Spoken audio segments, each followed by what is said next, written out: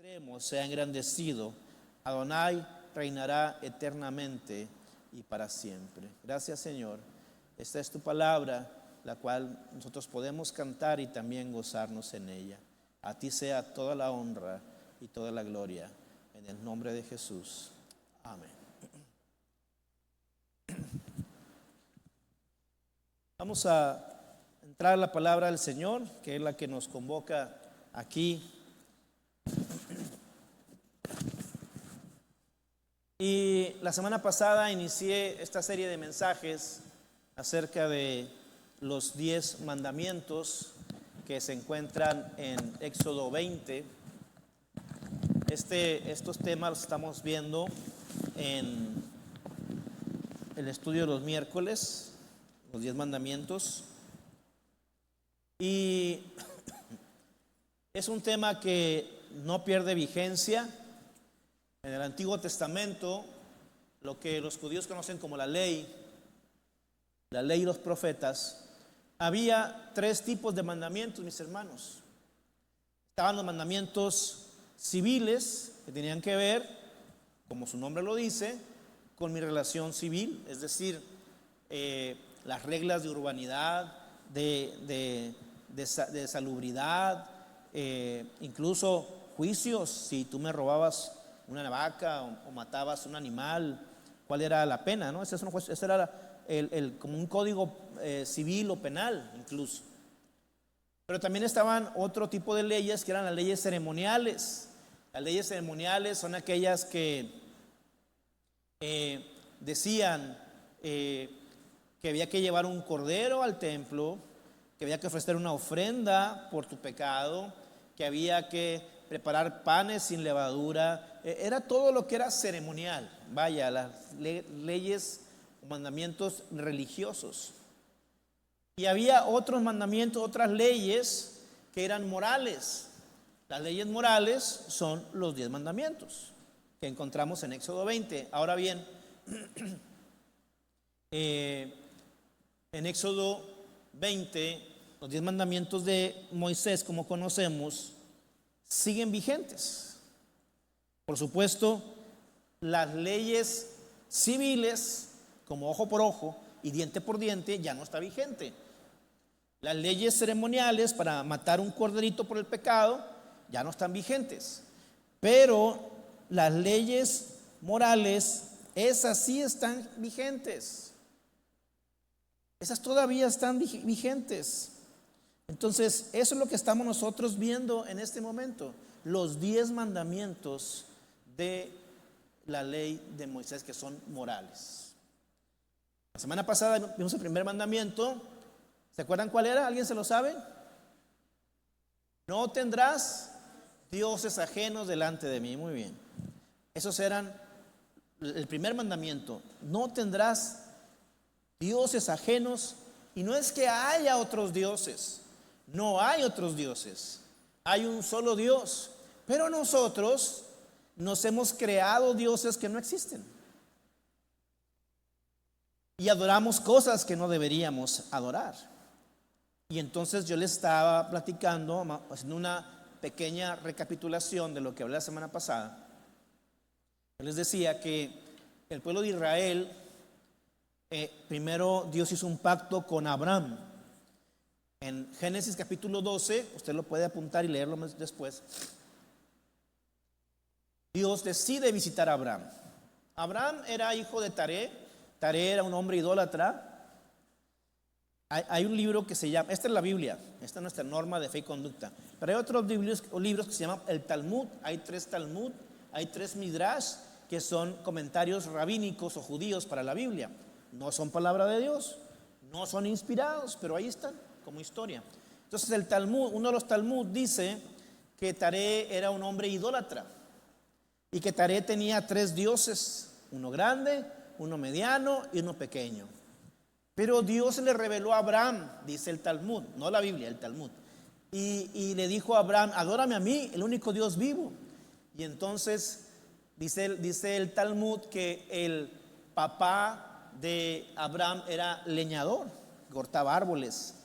Y entonces dice el Talmud que le dijo a Abraham a Dios: oye, Señor, pero ¿cómo le hago? Mi papá es idólatra. Y le dice Dios, destruye esos dioses. Y un día se va Taré al campo y agarra a Abraham un hacha de su papá y ve al Dios más pequeño, y dice el Talmud que rompe a hachazos a aquel Dios, lo corta en pedacitos. Y cuando regresa Taré, su padre del campo, y Abraham, ¿qué pasó? ¿Por qué mi Dios está destruido? Y le dice Abraham, es que aquellos dos más grandotes se enojaron con él y lo destruyeron. Y dice que Taré dijo, bueno, tenemos como quiera dos dioses a quien adorar. Y pasaron semanas, dice el Talmud, que otra vez se va el padre al campo a buscar ébanos, y Taré agarra el hacha y destruye al Dios mediano. Y cuando llega Taré, Abraham, ¿qué pasó? Ese Dios ahora. Es que el grandote se enojó porque no le hizo caso el mediano y pues lo destruyó. Y dice que Taré dijo, bueno, tenemos todavía un Dios a quien adorar. Y entonces pasan otras semanas y un día otra vez se va a Taré, porque su trabajo estaba en los bosques de Ur de los Caldeos.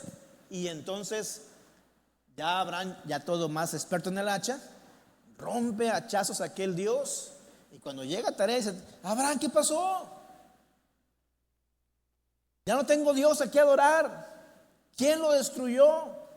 Y Abraham le contesta en el Talmud, el Dios que hizo los cielos y la tierra me dijo que es el único Dios vivo y que hay que quitar todos estos dioses. Esto no es una historia bíblica, es el Talmud. Son formas de interpretar la Biblia de los judíos. Pero esta tradición dice que Abraham tenía en su corazón el deseo de adorar a un solo Dios. Por eso se le apareció Jehová Dios, el Señor se le apareció a Abraham y hace un pacto con él. En Génesis 12, está la tarde medio caliente y está Abraham ahí sentado bajo un árbol cuando se le aparecen Dios en tres personas. Y dice la Biblia que le dice a Abraham a Sara, hey, prepárate algo para comer, un panecito, y le dice a uno de sus trabajadores, mata un cabrito y vamos a prepararle aquí. Y dice que él se postró delante de Dios y les preparó cabrito al pastor, mejor que el del gran pastor o que el rey del cabrito. Y les puso unas tortillotas así de harina, que es como el pan árabe, y comieron delante de él. Y ahí Dios hace un pacto con Abraham y le dice, sal, vete de tu tierra y de tu parentela, o sea, de tu seguridad. Vete de tu seguridad, de lo que amas, a la tierra que yo te voy a mostrar, a la seguridad que yo te voy a dar. Y te bendeciré y te haré rico y famoso. Y bendeciré a los que te bendigan y maldeciré a los que te maldigan. Y esa promesa, ese pacto, le dice, tendrás una descendencia tan grande como las estrellas del cielo, como la arena del mar, que nadie podrá contar. Y ese es el pacto que hace Dios con Abraham. Y Abraham tuvo un hijo que se llamaba Isaac, que fue heredero de la promesa. Isaac tuvo dos hijos, Jacob y Esaú, que fueron herederos de la promesa. Y Jacob tuvo más de 12 hijos, pero nada más hablemos de los 12 primeros, que fueron herederos de la promesa. Y esa promesa es el pacto que hizo Dios con Abraham. Pero un día, Jacob tuvo un hijo que se llamaba José. Y ustedes saben la historia, José era un niño muy consentido. Las túnicas normalmente de los judíos eran grises o crema, así color crema fuerte, como un cafecito. Y él era una túnica de colores, que no tiene nada que ver con los símbolos modernos, sino que era una túnica diferente. Todo eso causó rabia en los hermanos, no lo ponían a trabajar, tenía más descanso que los otros. Y todavía, además de esos privilegios, él soñaba que los hermanos y los papás le rendían respeto a él. Y eso hizo que los hermanos lo odiaran. Los hermanos un día planearon matarlo, lo agarran, lo echan a un pozo, a una cisterna, unos 15 metros de profundidad. Mientras allá afuera están preparando lumbrita para comer. Y dice la Biblia que él gritaba a sus hermanos hacían como que no lo escuchaban. Imagínense la escena, hermanos ahí comiendo y un muchacho en un pozo llorando para que lo saquen. Luego, cuando lo van a matar, parece que interviene Rubén. No lo matemos, mejor vamos a venderlo.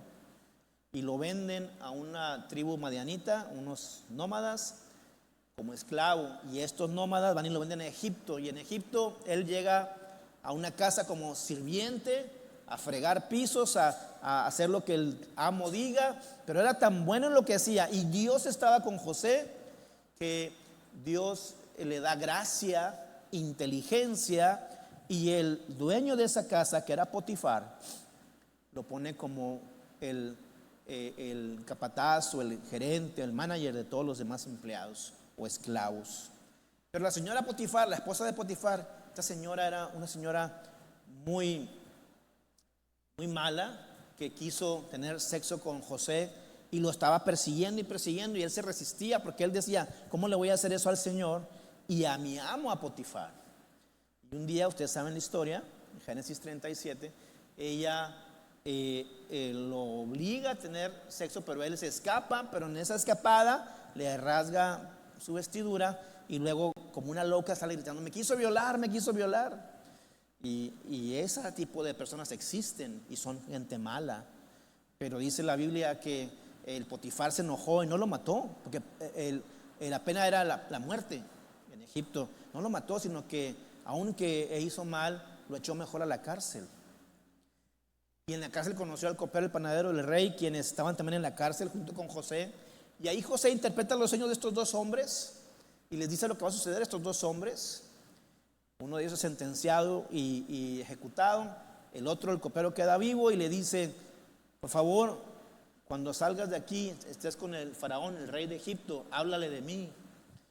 Dice la Biblia que este hombre salió y se fue a servir al faraón, al rey de Egipto, pero se olvidó de José. Se olvidó de José, y entonces, estando ahí, pasaron 2 años de que había salido de la cárcel. Faraón tiene un sueño que nadie le podía interpretar, ni sus brujos, ni sus magos, ni sus sabios podían interpretar ese sueño. Y se acuerda que el hombre dice: oye, faraón, allá en la cárcel hay un muchacho hebreo que me pudo interpretar a mí los sueños. Dice: pues tráiganlo. Y la Biblia dice que lo traen, pero para traerlo lo raparon, le raparon la cabeza, que era la costumbre, con rastrillo, bueno, no con cuchillo, ¿verdad? Y luego lo vistieron con túnica, lo bañaron, lo perfumaron, le pusieron delante de faraón y le dice: ¿tú puedes interpretar los sueños? Y dice José: no, yo no puedo, pero Dios sí puede. Así que dime tu sueño. Y le dice el sueño y le dice: esta es la revelación. Va a haber 7 años de abundancia y 7 años de escasez. Yo te aconsejo que esos de abundancia guardes para el tiempo de escasez. Y faraón dice: pues ¿a quién pondrá al frente sino a ti, que me has revelado esto? Y lo puso al frente, y de ser odiado por los hermanos, echado en un pozo, vendido como esclavo, acusado, echado en la cárcel, pasó a ser el segundo después de faraón. Y estando ahí se cumplió la profecía. Hubo 7 años de grande abundancia, donde ellos guardaron el 20% de sus ganancias, o de su comida, de sus granos, lo guardaron al tiempo que no iba a haber comida. Y entonces vienen 7 años de hambre, pero en ese tiempo Egipto se había preparado gracias a José.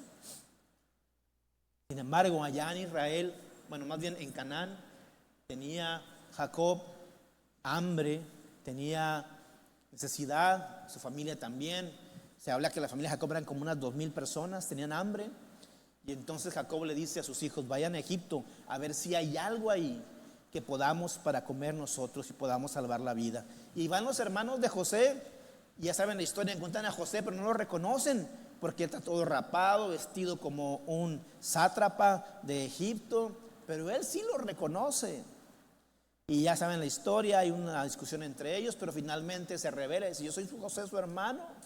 Y lejos de odiarlos, él les dice: ustedes pensaron hacerme mal, pero Dios lo cambió para bien. Y se salva al pueblo de Israel. Y ahora le dice José: van a vivir conmigo. Y se quedan a vivir, esas 2,000, 3,000 personas se quedan a vivir ahí en Egipto, en la tierra de Gosén, una tierra muy bonita, muy fructífera.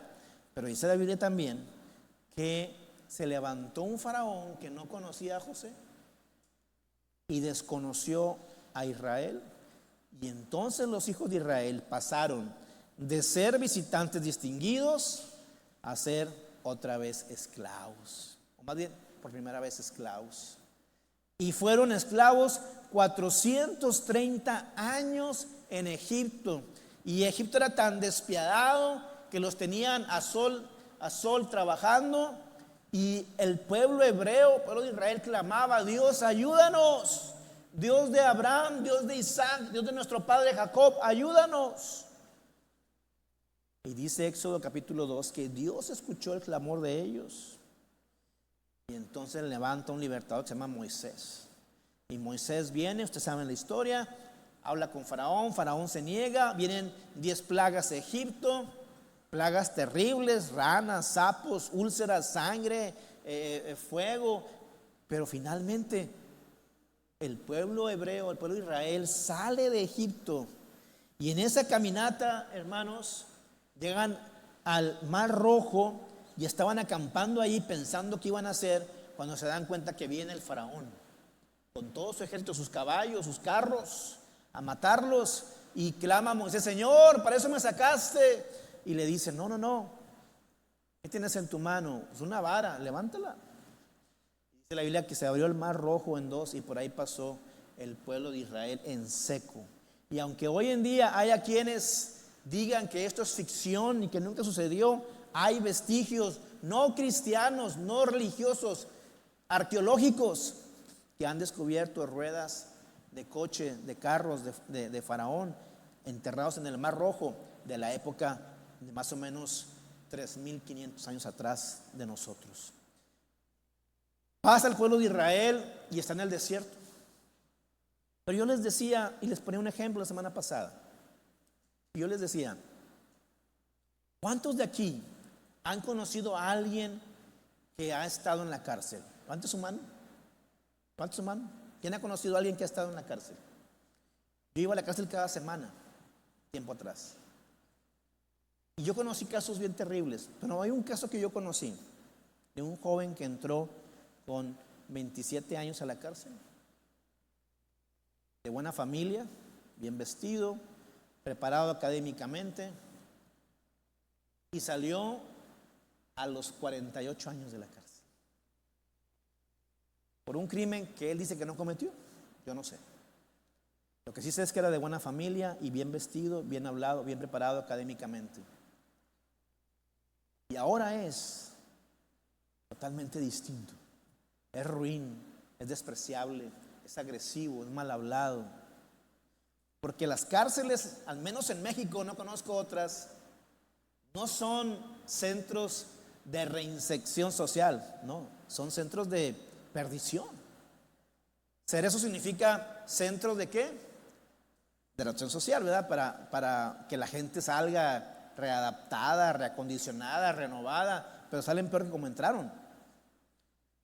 Entonces, cuando conocimos un caso en el que el joven sale, bueno, ya no era joven, y la familia que tenía recursos lo lleva a su casa y todo, y él no dormía en la cama porque no se sentía cómodo, dormía en el piso. Cuando comía, les decía yo, tenía así la mesa y ponía su plato encima, pero ponía 5 tortillas abajo del plato. Y la mamá le decía: ahí hay más, mijito. Pero ¿qué tenía en su mente? ¿Me explico? La mente de él se había trastornado. Yo les decía: Israel estuvo 430 años esclavo en Egipto. Su mente era la mente ¿de qué? De esclavo. Salen de Egipto y no saben qué hacer con su libertad. Así que Dios necesita darles reglas de higiene, dónde deben ir al baño, cómo se deben de limpiar las manos, cómo se deben de hacer las casas, cómo se debe de comportar la gente, porque no sabían cómo comportarse. Eran esclavos, necesitaban reglas para todo y Dios les da la ley. Pero no solamente trataba de cuestiones civiles y ceremoniales, también de cuestiones morales y religiosas. Y entonces, ¿qué pasa con Israel? Éxodo 20, vamos a leer por favor ahí, vaya conmigo a Éxodo capítulo 20, y voy a leer, me sigue con su vista por favor, lo que voy a leer a continuación. Dice el Señor, versículo 4: no te harás imagen ni ninguna semejanza de lo que está arriba en el cielo, ni abajo en la tierra, ni en las aguas debajo de la tierra. No te inclinarás a ellas ni las honrarás, porque yo soy Jehová tu Dios, fuerte, celoso, que visito la maldad de los padres sobre los hijos hasta la tercera y la cuarta generación de los que me aborrecen. Y hago misericordia a millares, a los que aman y guardan mis mandamientos. Eso dice la palabra del Señor. Esto le estaba diciendo Dios a Israel. Todo lo que les platiqué es el contexto para que podamos tener claro por qué vienen estos mandamientos. Porque Israel estaba acostumbrado a ver los ídolos de Egipto. Los ídolos de Egipto estaba acostumbrado a ver Israel y él pensaba que era lo correcto. Y Dios le dice, no, eso no es lo correcto, no puedes ir por ahí. Hace algunos años, platicaba yo, esto es algo verídico, entré a la casa de una familia numerosa, que su papá estaba muy enfermo y fui a orar por él. Pero la mayor de sus hijas, de 39 años, no estaba casada. Yo fui a orar por el papá y al entrar vi una escultura de San Antonio de Padua volteado de cabeza. San Antonio de Padua es un santo dentro de la creencia popular. Y yo pregunté, ¿por qué tienen esa imagen de ese santo de yeso volteado de cabeza? La respuesta fue, porque nuestra hija tal no tiene marido y queremos que se case para que le ayude a conseguir marido. Eso fue en Lampazo, Nuevo León, en mi segunda iglesia en el año 2001. ¿Por qué? Porque supuestamente San Antonio de Padua te consigue marido. No lo hagan, por favor, las solteras. No consigue nada, ¿verdad? Entonces, ¿qué pasa?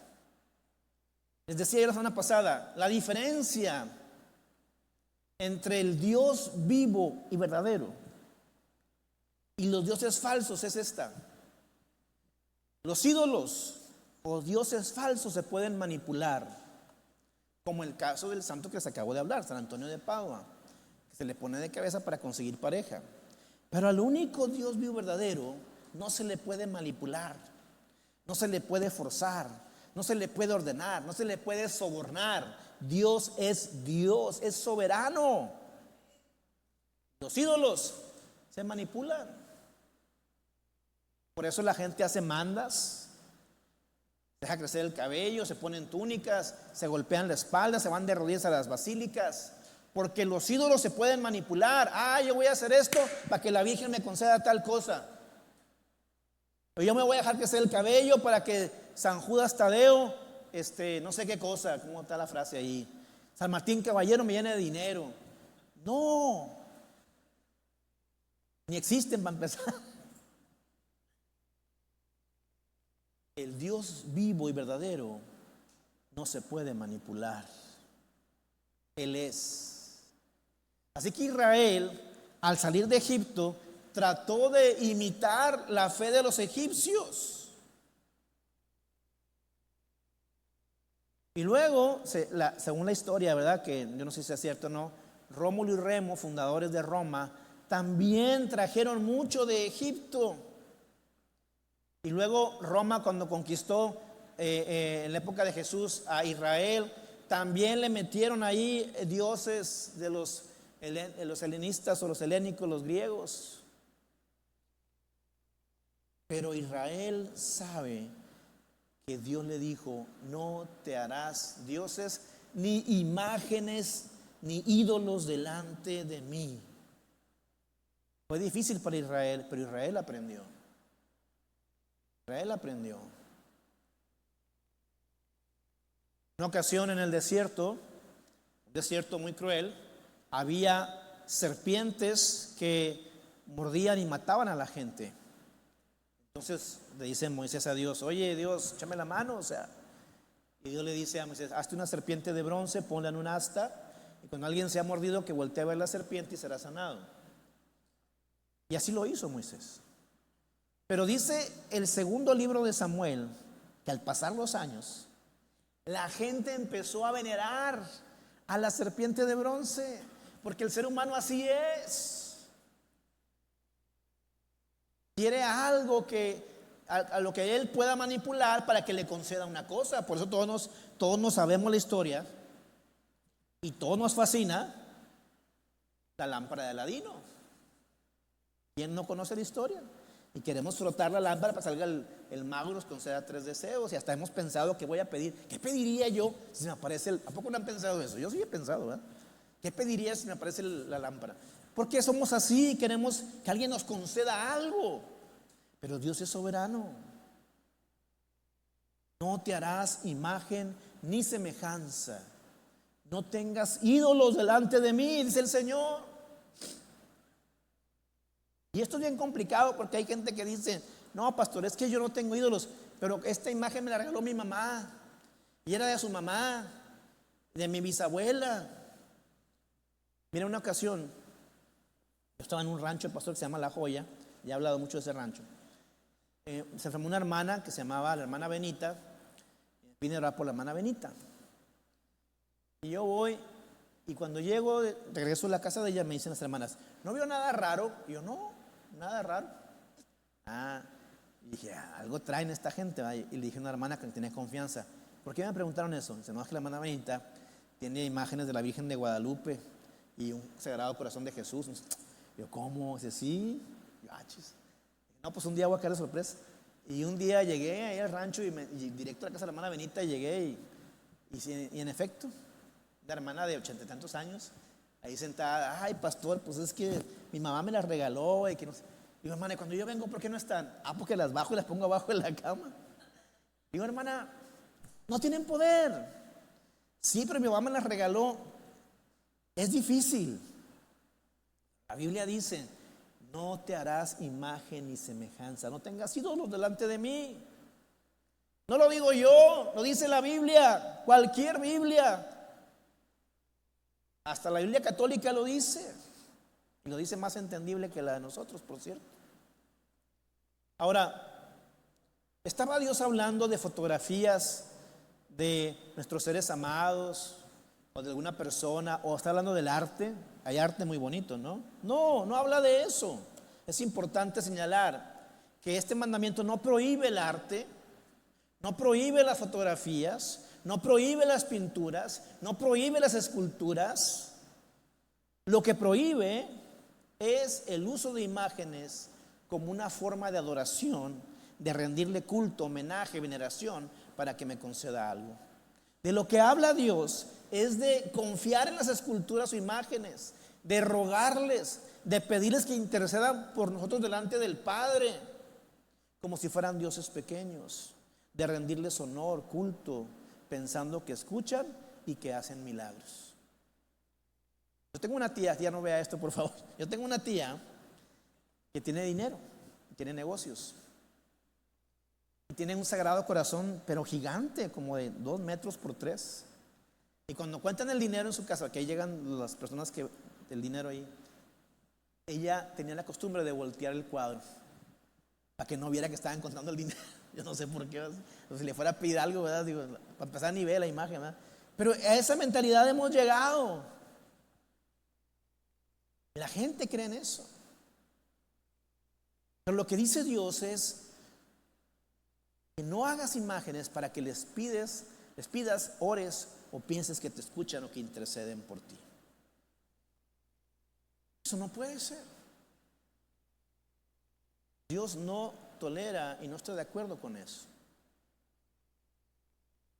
Creo que todos estamos de acuerdo aquí, pero aquí viene algo más fuerte. No solamente son ídolos, los de yeso, papel, metal, madera, no solamente son ídolos esos. Dios dice que todo ídolo es aquello que usurpa mi lugar, te quita la atención. Entonces, no importa si es un crucifijo, un dibujo, una medalla, un escapulario, un Cristo, una virgen, un supuesto santo. Cualquier objeto además que sirva como protección contra peligros, amuletos. ¿Han visto que en las casas hay unas sábilas en las puertas? ¿Han visto? En los negocios. Todo lo que sirva para hacer huir los malos espíritus.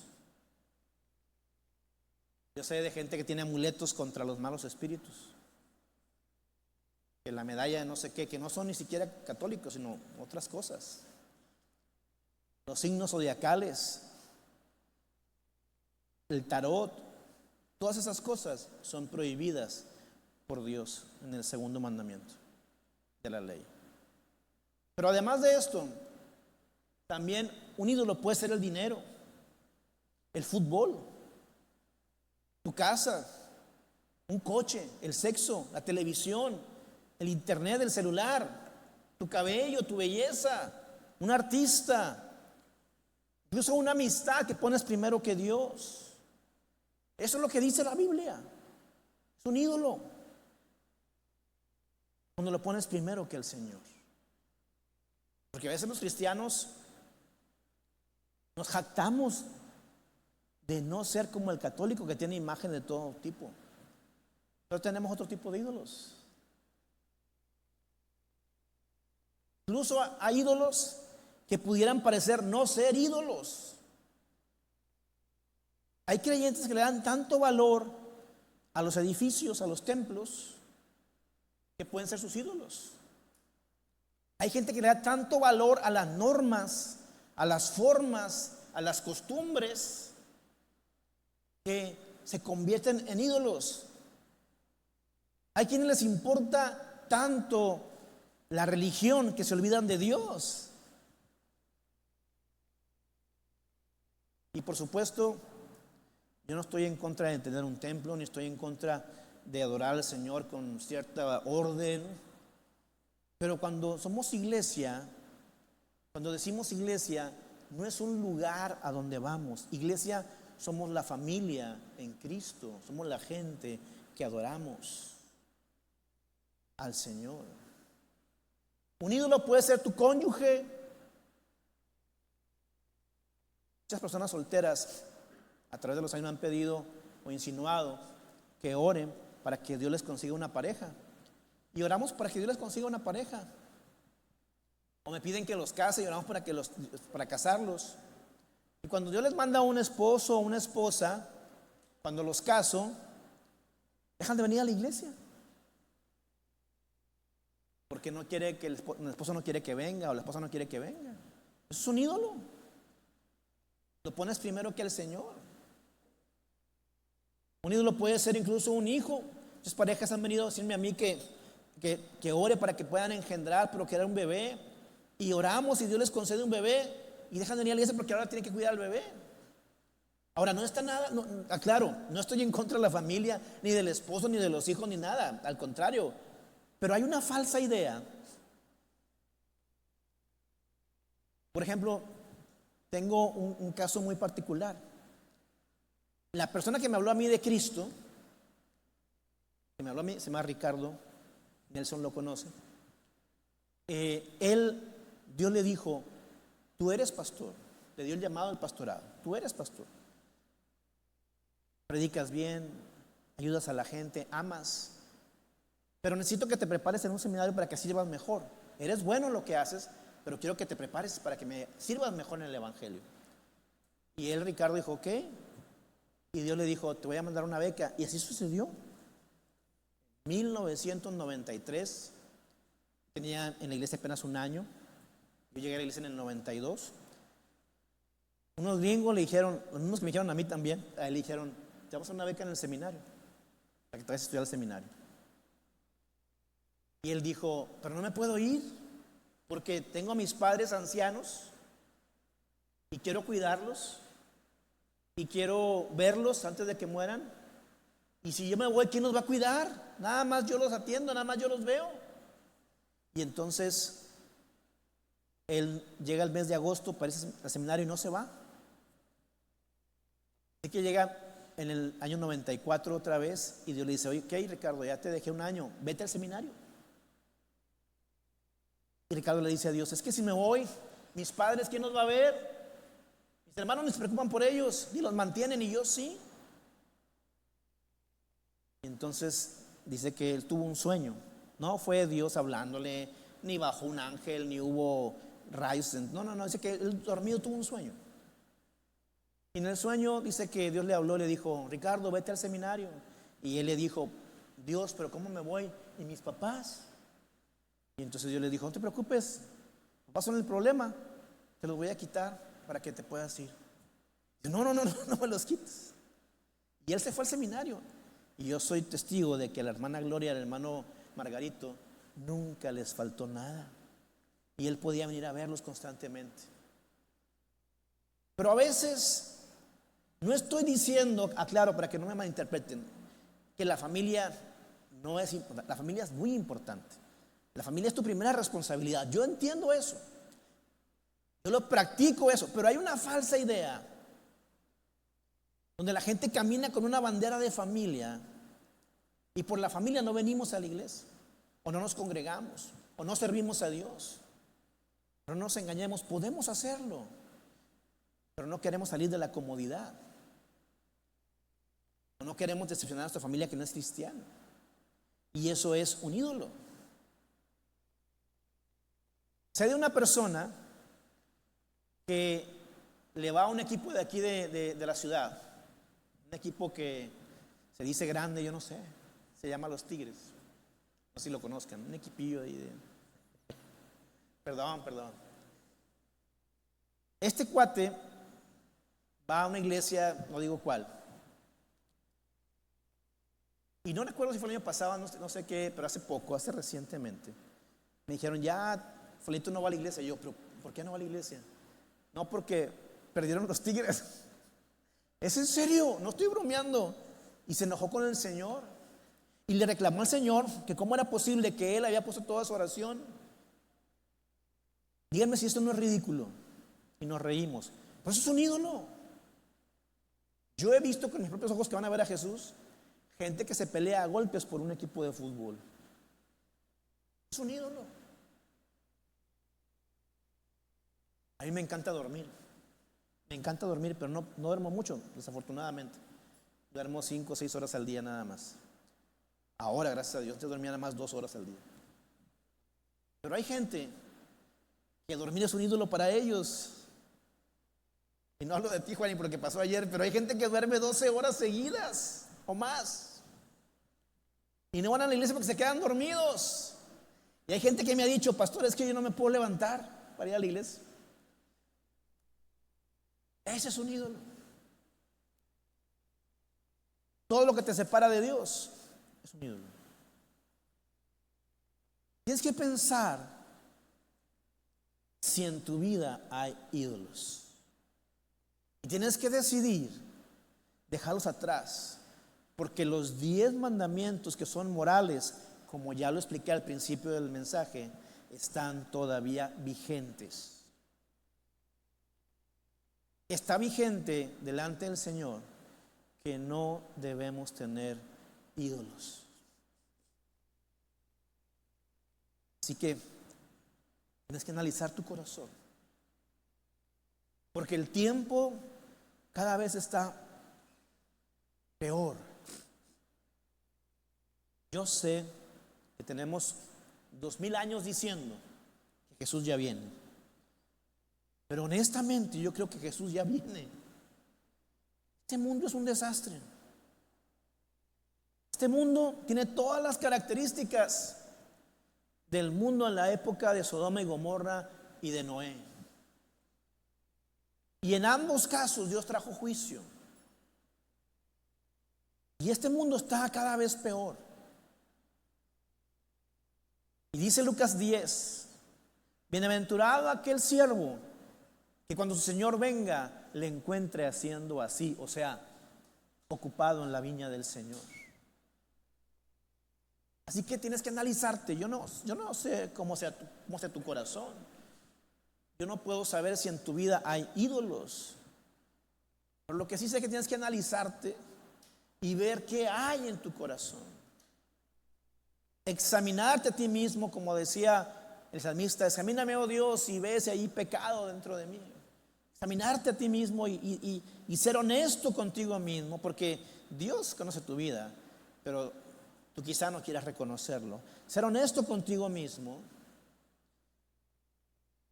y ver si hay ídolos y sacarlos y echarlos fuera.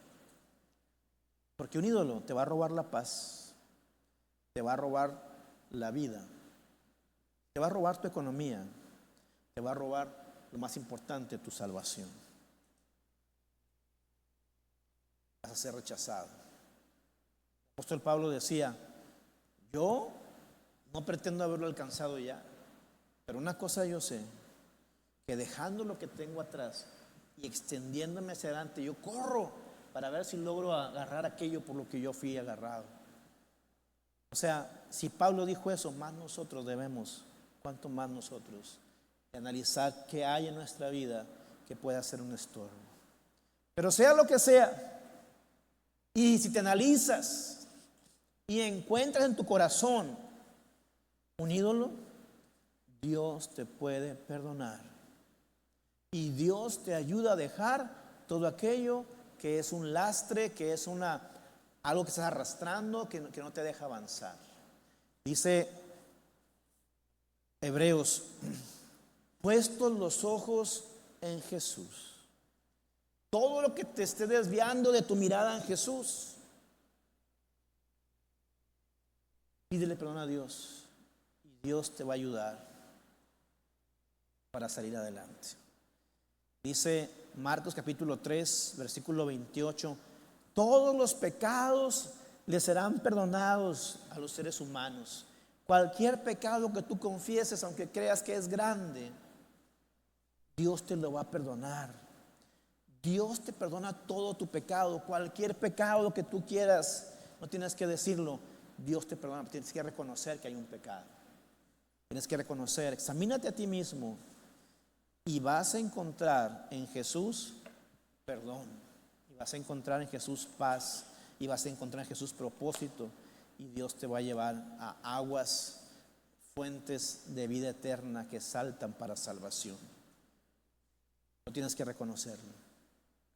Porque Dios, dice su palabra, no es hijo de hombre para mentir ni para arrepentirse. Él dijo que te iba a perdonar y que te iba a salvar, y Él te va a perdonar y te va a salvar. Pero también dijo que aquel que no oye su voz y que no sigue sus mandamientos no recibirá perdón. Entonces, hoy es el día de salvación.